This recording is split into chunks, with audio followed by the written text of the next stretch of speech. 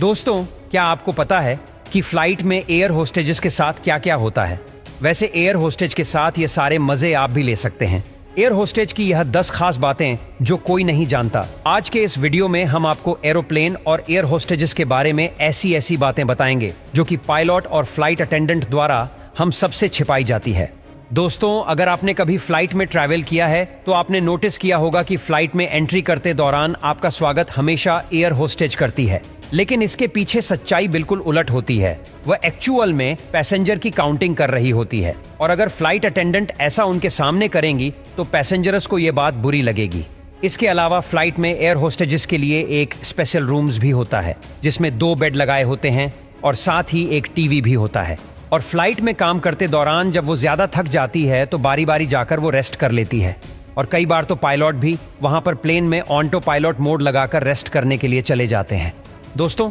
आप लोगों में से बहुत से लोगों ने प्लेन में सफर किया होगा, लेकिन क्या आपको पता है कि जिस फ्लाइट में हम ट्रैवल कर रहे होते ठीक उसी फ्लाइट में हमारी लगेज के साथ डेड बॉडीज को भी ले जाया जाता है, और ये बात कोई भी एयरलाइंस कंपनी कभी पब्लिक में रिवील नहीं करती। और साथ ही में अगर कभी प्लेन में सफर करते दौरान किसी पैसेंजर्स की मौत हो जाए तो एयर होस्टेजेस को और शख्स को एक सीट पर बिठा देते हैं और कोशिश करते हैं कि लैंडिंग से पहले मुसाफिरों को इसके बारे में पता ना चले, क्योंकि लोग ऐसी खबर सुनकर इधर उधर भागने लगते हैं जिससे कि जहाज इम्बैलेंस भी हो सकता है। दोस्तों, वैसे तो जहाज की सिक्योरिटी काफी स्ट्रिक्ट होती है और किसी भी शख्स के लिए जहाज के अंदर कोई भी हथियार ले जाना तो नामुमकिन सा ही होता है, लेकिन फिर भी अगर कोई किसी भी तरह हथियार ले जाने में कामयाब हो जाए, इसके बावजूद भी आजकल प्लेन को हाईजैक नहीं किया जा सकता,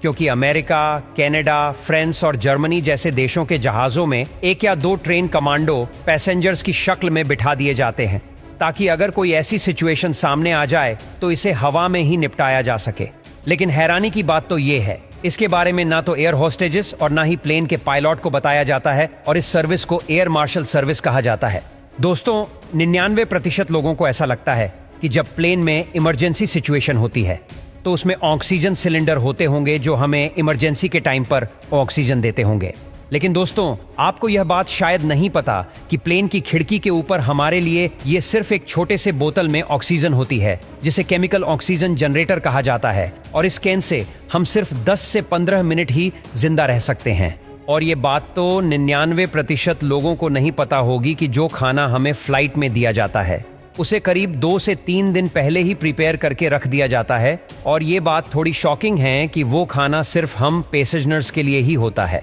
और ये खाना कभी पायलट को नहीं दिया जाता, क्योंकि उन्हें ये पता होता है कि प्लेन का खाना खाने लायक तो बिल्कुल भी नहीं होता। वैसे दोस्तों, आप में से ज्यादातर लोगों को पता होगा कि एरोप्लेन में 2 तरह की सीट्स होती हैं, एक तो बिजनेस क्लास और दूसरी होती है इकोनॉमी। और शायद आपको पता ना हो कि बिजनेस क्लास के टिकट इकोनॉमी क्लास से करीब 4 गुना ज्यादा महंगी होती है। अब क्या आप बता सकते हैं कि दोनों में से ज्यादा सुरक्षित कौन सी सीट होती होगी? ज्यादातर लोगों का यही कहना होगा कि बिजनेस क्लास ज्यादा महंगी है तो वही ज्यादा सुरक्षित होगी, लेकिन एक स्टडी के दौरान यह पाया गया कि किसी खतरे के समय इकोनॉमी क्लास को तो चलो किसी न किसी तरह बचाया जा सकता है, लेकिन बिजनेस क्लास वालों को बचाने की संभावना लगभग न के बराबर ही होती है, और यह बात कभी बड़ी बड़ी एयरलाइन कंपनीज पब्लिक में रिवील नहीं करती।